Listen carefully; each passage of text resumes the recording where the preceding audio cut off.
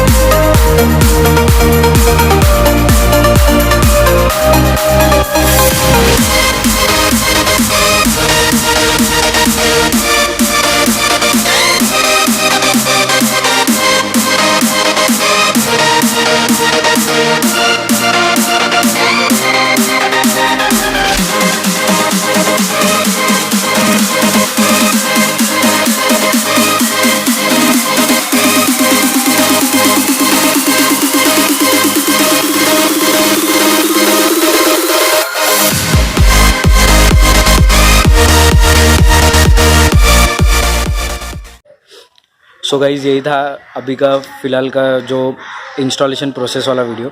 अभी हम लोग ने जो नाइट में शॉट्स जो शूट किए थे वो देख के कमेंट करके बताना कैसे लगे।